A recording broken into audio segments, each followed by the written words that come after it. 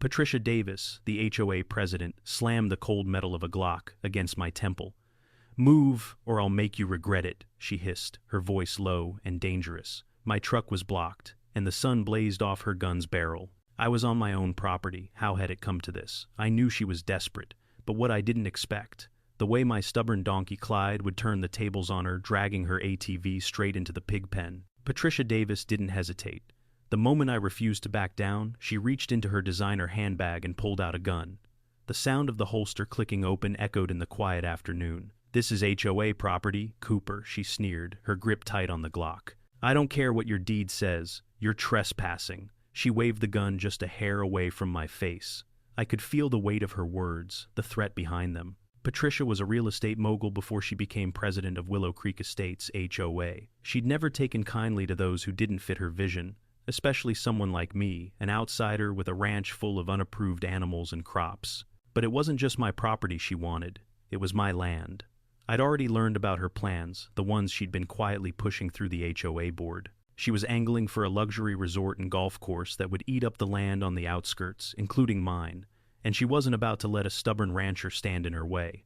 I stood there watching her with cold fury. The gun didn't scare me. What terrified me was how far she'd go to get what she wanted, and how deep her connections ran in the community. This wasn't just an HOA fight. This was war. For the next few weeks, Patricia Davis didn't stop. Her subtle attacks became a constant presence in my life. At first it started with small things, a letter in the mail from the HOA about my unauthorized agricultural activities. My chickens were apparently in violation of some obscure rule about livestock placement in my vegetable garden. It was an aesthetic issue because the rows weren't properly lined up. The letter was accompanied by a fine. A few days later, I found another note slipped under my door. "Clyde's presence is a liability. He's a danger to the community." It wasn't signed, but I knew Patricia's hand in it. The idea that a stubborn donkey could be a liability to her community was ludicrous. But she didn't stop. Each note, each fine, was a reminder that I wasn't welcome in my own home. I ignored most of it. I had bigger things to focus on, like the ranch. But things took a turn when I noticed my security cameras showing something I hadn't expected. Patricia herself, sneaking onto my property one afternoon, clipboard in hand. She was taking photos of my barn. I watched her movements carefully from my office window. She snapped picture after picture, making notes in the margins. I felt a surge of anger. This wasn't just about livestock and vegetable gardens. This was her trying to take control inch by inch, like she had done with everyone else around Willow Creek. Layer 2, boundary violation. The next time I came home from town, I found a line of vehicles parked along my access road. It wasn't the first time Patricia had done this, but this time it was different. I recognized the HOA secretary Nancy and the HOA treasurer Greg standing with Patricia in front of my property line, arms crossed, as if they owned the land. They blocked my road again. I slowed my truck as I approached frustration building. I rolled down the window, trying to keep my voice steady. "Afternoon, folks. Mind moving your cars, I need to get through." Patricia didn't budge. Instead, she stepped forward, her face a mask of smug superiority. "This is HOA property, Mr. Cooper. Your farmstead is in violation of our standards." I could feel the tension rising as she started rattling off new complaints. This time, it wasn't just about my garden. Apparently, my disruptive lifestyle was now an issue, and my inconsistent parking on my own property was something the HOA had to address. "Those are my goats grazing, not your eyesores." I shot back a bit louder than I intended. My patience was running thin. Patricia sneered and glanced at Greg, who adjusted his tie nervously. He didn't say anything. He was too used to following Patricia's lead. Then, as if on cue, Patricia reached into her bag and pulled out a thick envelope. She handed it to me, all too pleased with herself. "Another fine, Mr. Cooper. You'll need to pay this by the end of the week, or the HOA will begin legal action." I glanced at the envelope. $1,500 for unsanctioned agricultural activity. This was escalating fast. My blood boiled. Before I could respond, Patricia turned and began walking away, her heels clicking on the gravel. "You'll hear from us soon. The HOA doesn't tolerate defiance." The following day, I woke up to the worst possible sight. My truck was gone. It was a stupid move. I should have known better than to leave the keys in the ignition, but I had done it for years without trouble. Now my truck was gone, and so was Clyde's favorite feeding cart. I immediately dialed the sheriff. But when they arrived, it became clear that my truck had been towed not by a legitimate company, but by someone with an agenda. The towing company didn't have the proper paperwork for it. I was fuming. It took hours of phone calls to finally track it down to a nearby lot, but the whole experience felt wrong. The sheriff's office tried to brush it off, but I knew I wasn't being paranoid. This was more than just petty harassment, it was sabotage. Then I checked the security footage. There on my cameras was the face of one of the HOA's goons. Greg, dressed in an oversized suit, was sneaking around my property, towing my truck. My stomach turned. It wasn't enough to just find me and block my road. Now they were taking my property. The next step was clear. I needed to fight back legally and intelligently. I had no choice. I had to call in outside help, so I went straight to Sheriff Tom Collins. We had a quiet discussion one evening at the local diner. He listened to everything I had to say, but he seemed cautious. "Mr. Cooper, you've got a point, but you're up against a pretty powerful crowd with the HOA. Patricia has connections with the mayor and some developers. It's going to take more than just a few fines to stop them." I leaned forward, lowering my voice. "This goes deeper than you think, Sheriff. I've got evidence." That evening, I started assembling everything: photos, videos, even the trail of papers that showed Patricia's connections to developers. She wasn't just blocking roads or issuing fines. She was plotting something much bigger, a land grab. The next few days were filled with phone calls and meetings. I wasn't alone anymore. Dave, the neighbor who had lived through this before, started helping. He had witnessed the HOA's abuse firsthand, and now he was prepared to stand by me. Together, we pieced the puzzle together. Patricia was using the HOA as a front for a luxury development project. She wanted to force us out to make way for golf courses and resorts. The final straw came when I received a letter from Patricia's lawyers threatening eviction if I didn't sell my land. The battle was officially on. I had enough. The moment I received the eviction notice, I knew I couldn't back down anymore. I had the evidence, I had the witnesses, and I had Clyde. I spent the next night preparing a trap. Using my engineering skills, I rigged a mechanism that would latch onto Patricia's ATV and drag it toward the pig pen. The plan was simple. If she came onto my land again, I'd make sure she'd regret it. The next morning, the trap was set. Clyde was ready. As expected, Patricia and her crew rolled up on their ATVs, acting like they owned the place. But this time, they didn't see Clyde waiting patiently, chewing on some grass near the pig pen. I pressed the button, and Clyde sprang into action. The ATV was hooked, and as Patricia tried to pull away, Clyde dragged it through the mud and into the pig pen. The sight of her fancy ATV being dragged into the pig pen was too perfect. The pigs swarmed around it, making the scene even more chaotic. Patricia jumped off her ATV, cursing. What the hell is going on here? She pulled out her gun, aiming it into the air in fury, but she had already lost. I stepped out from behind the barn camera, in hand recording every moment. The moment I stepped into view, Patricia froze, the gun still clenched in her hand. Her eyes darted to the ATV, now buried in mud, and then to me. Her perfectly styled hair was a mess. Strands stuck to her face as she glared at me, red with rage. "You think this is funny, Cooper?" she spat, her voice trembling with fury. I stayed calm, standing tall in front of the pig pen, with my camera still rolling. "Funny," I repeated, stepping closer. "I think it's poetic justice."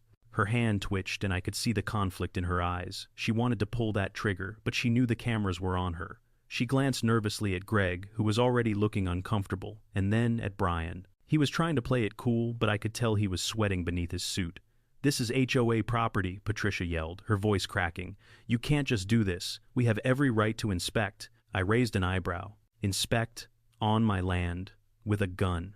Is that really how it works around here?" I knew I was playing with fire, but the truth was Patricia had already crossed every line, and I wasn't backing down. With a click, I connected my laptop to the projector, and within moments, the video footage filled the screen. I played it for the entire community, the audience I had been hoping to gather. I watched as Patricia's face drained of color. The footage began with her trespassing on my property uninvited, followed by the incident where she and Greg had to struggle with the ATV in the mud. There, in full clarity, was the shot where Clyde pulled the ATV smack into the pig pen, forcing Patricia and Greg to scramble like amateurs in front of the pigs. "Seems like you were trespassing on my property, threatening me with a gun and planning to turn my barn into a golf clubhouse," I said, letting the weight of the words hit home. "Not to mention this little business deal you've got going with Pinnacle Development." The camera zoomed in on Patricia's shocked expression, her shaking hands trying to regain control. But it was too late. She had already said too much. "You think I'd let you get away with this?" Patricia stammered, but her words lacked the confidence she once had. Her usual cold composure was crumbling. The crowd was silent, but the murmurings began. People exchanged looks, some nodding, others grimacing. They had seen it all. As the video ended, the room was tense. People were shifting in their seats, whispering to each other. Patricia looked like she'd been slapped across the face. Greg shifted uncomfortably, his eyes darting from the crowd to Patricia. Brian stood frozen, his hands twitching as if he was ready to bolt. Patricia opened her mouth, but nothing came out. She was trying to regain her composure, but the damage was already done. The once untouchable HOA president was now exposed, her power slipping away in front of everyone. Then came the blow that sealed her fate. Greg, looking a little paler than usual, stood up. "I think you all need to understand what's happening here," he said, his voice shaky. "This isn't just about Cooper's Ranch. It's about all of us. Pinnacle Development is behind this. They're planning to buy up all the land in this area, and if we don't comply, we'll all be out." The room went dead quiet. People exchanged glances, fear, and realization flooding their faces. This wasn't just an isolated battle, it was a community-wide war. Before Patricia could respond, Dave, the farmer who had been helping me, stood up. "We've had enough," he said, his voice booming. "It's time for a change." The entire room erupted into applause.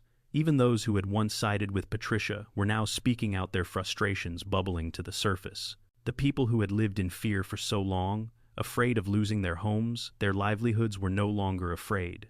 Patricia's face twisted in fury, but even she could sense she was losing her grip. "This isn't over," she snarled, backing away toward the exit. As the meeting broke up, the tension in the room began to lift. The battle wasn't over, but it was clear that Patricia's hold over Willow Creek was slipping.